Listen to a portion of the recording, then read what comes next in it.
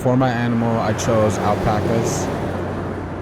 I think they're a cool animal, and it's an animal that comes from a different part of the world, and this is from Peru in South America.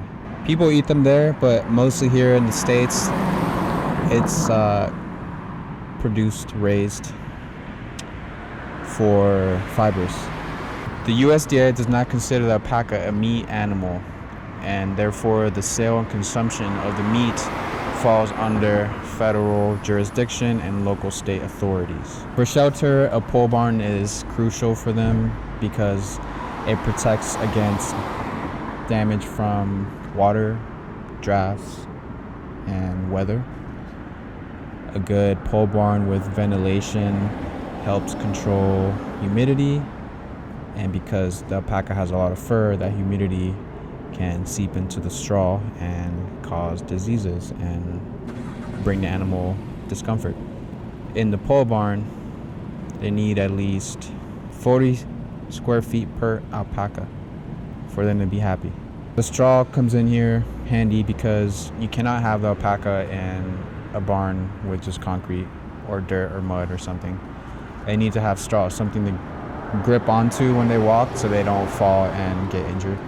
In the summer months, in the winter they do fine. They're a hardy animal. They come from the mountains in Peru, and so they have all that luscious fiber, their fur. They can withstand the cold weather. And in the summertime though, they need to be sheared and trimmed for them to feel comfortable and to not have heat stress. Also, a cool thing about alpacas, they tend to have a designated area to use the bathroom, which makes cleanup easier after them. For fencing, they don't require that much high fencing or fencing that is strong because alpacas don't challenge fencing. They don't jump high. The minimum is at least 4 feet high for the fence. It's not recommended to have barbed wire or anything that will catch their fur or their fiber because they can get curious. Alpacas like to graze on grass, so it's important to be mindful and careful of any toxic plants that are growing on the land. Things that are poisonous to them, for example, are thorny weeds, milkweed, Johnson's grass, and red maple. They require yearly vaccinations to keep them healthy and prevent gastrointestinal diseases, scowworm complex. They need maintenance just like any other farm animals to keep them well and keep them happy. Okay.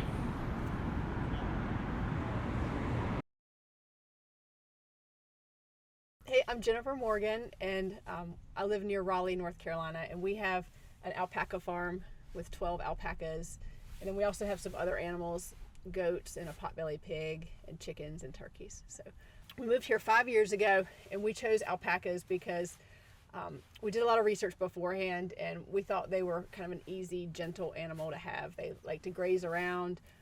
We have about 25 acres in this pasture, so they like to eat a lot of grass, so we had a lot of grass that we wanted to keep, keep short and get some animals to help with that. And we chose alpacas, and we started with 4, and then over the years, we're up to 12 now. Generally, the alpacas, they stay in the barn up here at night, and then during the day, they have free range of a fenced-in pasture area that we have that's mostly grass. They go down to the pond, and they drink water, and in the summer, they'll keep cool in the pond and kind of crouch down there. We have fencing that surrounds it that keeps them here and keeps them safe. For feeding, they mostly will eat grass, as much grass as they want. I think they generally eat about 2 pounds of grass per day. Then we also give them hay up at the barn. They have that all the time. And then we also feed them this oat type pellets, which is like a treat for them, but we feed them that once a day at the barn. And then we'll also give them sometimes little treats like alfalfa pellets that they like. And then general care, they're pretty easy. Like day to day, we don't really have to do much to take care of them other than make sure they have access to their food and water. Once a year, we get them sheared. We have a person come in, like a mobile shearing business, and he'll come in with his truck, and then he shears them, and we put the wool in big bags, and then some of the wool we keep here, and our kids use it for craft projects, and other of it we sell to people that use it to make sweaters and socks and things like that. So we've sold this last batch that we sheared in the spring. We sold to another farm that has a bunch of equipment to make make sweaters and stuffed animals. As far as health problems, they've generally been pretty healthy. We have to vaccinate them twice a year against meningeal worms and then also liver flukes. And each of those are little types of parasites that they either get from the grass or from the pond water. Animals like deer can bring those parasites into the woods, and then if our alpacas eat grass where the deer have been, they could get parasites that way. But we found that by giving them injections twice a year, we've been able to keep them healthy from parasites. And we also have a mobile vet that comes in about once a year and then generally checks them out and make sure they're okay. But another reason that I mentioned they were easy is that we don't have to trim their hooves as often as you would like goats or donkeys or horses. When the shearers come, if the alpacas need their hooves trimmed, they'll do that. And then if the alpacas need their teeth trimmed, they'll actually trim their teeth too. But as far as that, that's the general care for them. And then we just keep an eye on them, like make sure that their eyes look clear and that their eyelids are supposed to look like pink underneath and not white. So we generally just keep an eye on them and make sure that they look healthy. We got our original 4 from another breeder kind of north of Raleigh. And there's a couple other farms in Raleigh that have alpacas, but there's not a whole lot of people. There's not as many alpaca farms as there are like goat farms or horse farms. So it's somewhat unique in that way. But we have people come visit them, and sometimes we have school trips come in and visit them off. We decided, as I mentioned, on this type of animal because they're generally easy to keep in that they'll graze on their own. They're friendly. They don't kick or bite like other animals may like donkeys or horses can sometimes kick. And that was important to us because we had elementary school aged kids, and we just wanted animals that we weren't as worried about that type of thing happening. So they're gentle. They're also quiet. They make little humming noises.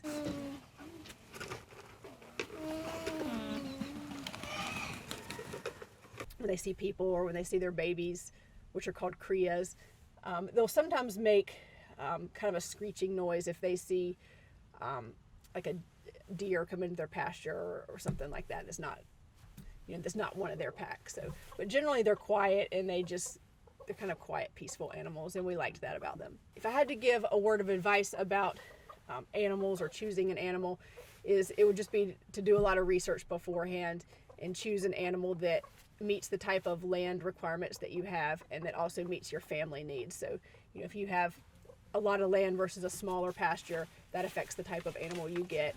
If you have young kids, that might affect the type of animal you get. If you have neighbors close by, you might want a quieter animal.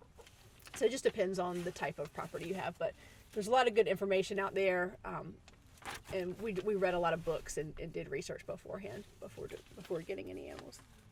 The biggest challenge I would say we had to overcome as a producer of animals is again just learning about doing the research about what the animals need.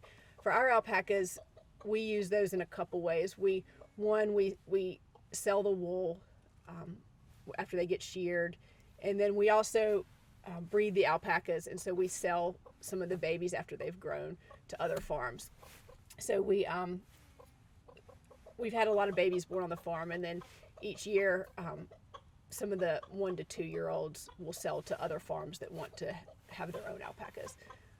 And so the biggest challenge with that is just researching the animal you have, researching the market. And then it's been important to me to make sure that any animals that we've sold have gone to good homes.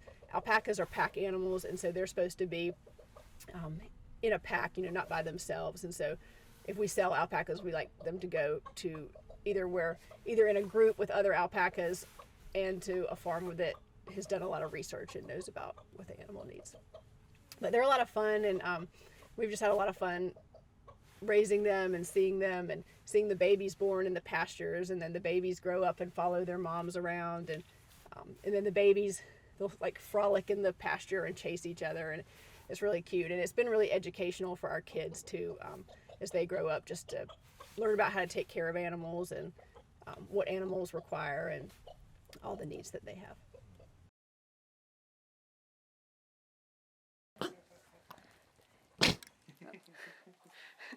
And alpacas sometimes spit when they get mad or agitated. This one is spitting a little bit because she wants the food.